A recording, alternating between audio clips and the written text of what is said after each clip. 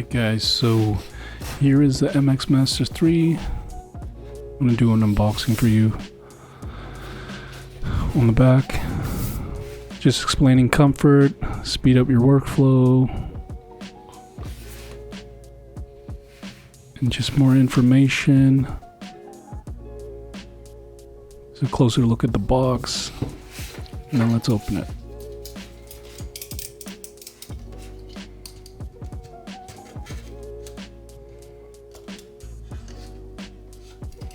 A little hard.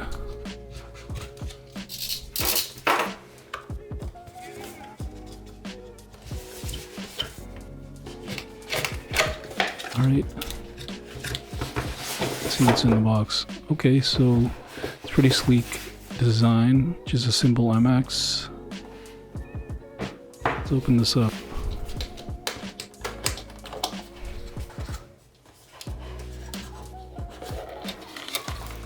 Okay, not much to it, just the mouse and the receiver dongle. I can see, is it? Yeah.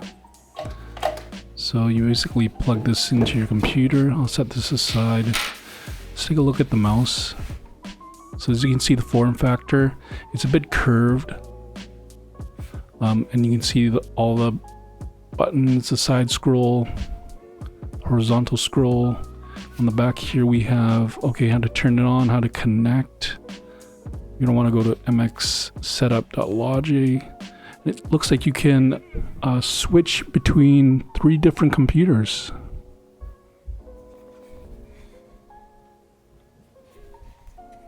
Let's see what's in the back. Okay, yep, so there is the sensor, the dial to switch. Let's take a look at the receiver. So this is what you'll plug in to your computer. You can also connect through Bluetooth, but now with the new desk setup, I wanted to go very minimal and not clutter my workspace that much. With that, I wanted to go wireless as well. And I have to say, the mouse really impressed me. Not only does it look sleek, and the fact that it's wireless, the functionality that you have with the mouse is astonishing. And this is due to the Logitech Options app that is paired with the mouse. So for instance, all the functional parts of the mouse are programmable, essentially to any action you prefer. So on the side of the mouse, you have a side wheel, 2 buttons under the side wheel, and a button on the thumb rest of the mouse, as well as the scroll wheel and a switcher for the scroll wheel. As I mentioned, it's all programmable inside the Logitech Options app.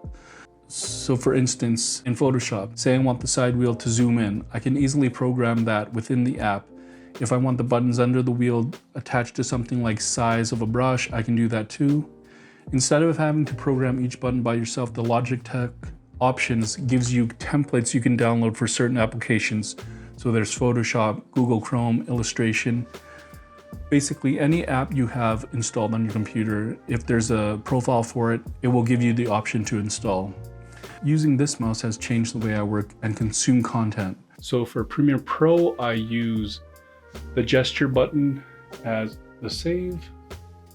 I use the wheel mode shift button as the delete selection. I use the scroll wheel as a pan. I use the horizontal wheel as a zoom. I use the side button 1 as a razor tool, and I use side button 2 as a selection tool. So you can see, I'll demonstrate here a couple times. So as you can see, the horizontal is a zoom. And within that, scroll wheel, and I can pan from side to side. First side button is a razor tool, and then side button 2 is selection tool. And then as you can see, I can select various ones, and then the wheel shift button is the delete. So as you can see, it just makes for, I think, a more efficient work style. As you can see, everything I can basically do, I can basically do on the MX Master 3. And that's what I really want to achieve with using the MX Master 3. I want to do as much as I can with the mouse, the MX Master, and kind of take away from the keyboard. Now, again, I am still using some keys on the keyboard. So when I want to select a lot, I do have to press Shift. But as you can see, majority of the things can be done on the MX Master 3. I think this just makes for an efficient, when I'm editing videos, I don't have to kind of think about pressing on the keyboards. It does take a while to get used to because, you know, you're used to working with Premiere a certain way, right? So whether you're transitioning from the Mac or to the PC, it's just another way of working, and I kind of prefer this way just because it makes everything just so much quicker when editing, right? So you can see zooms in right to the scroll wheel. I can choose a couple here, and then if I don't want them, I can do that. Control Z. I still have to use some controls, so I can do that. Now again, for the basic bare bones editing, there's stuff like copy and paste, I'll still have to do with the keyboard. And again, you can switch it out if you want. So finally, for Photoshop, there's a couple scenarios that I do with Photoshop, and I use MX Master 4. That's made me more efficient. The gesture button is save. The wheel shift button is fit to screen. The middle button is pan when I hold it. The horizontal scroll is tab navigation. The first side button is keystroke assignment V, which is the selection tool. And then the side button number 2 is Photoshop undo. So just a couple things when I'm doing it. When I'm doing logos, for some such things as logos, when I need to cross-reference different logos, I can use the tabs, and I can flip through various different logos, right? So, and I can flip through various different logos, and then kind of just have it choosing one, or when I'm concentrated on one, I can just go to that one. Again, not everything is going to be on there. There are a lot of things that just the bare basic things. So when I want to save, so save to your computer, stuff like that. So when I'm locked into, I switch between Photoshop Zoom and tab navigation for my Photoshop work. So when I'm locked into kind of one logo or one picture, I tend to use this horizontal. I tend to switch the horizontal zoom or the horizontal scroll wheel to zoom from the tab navigation. That way I can kind of fine tune it. Say I want to select something.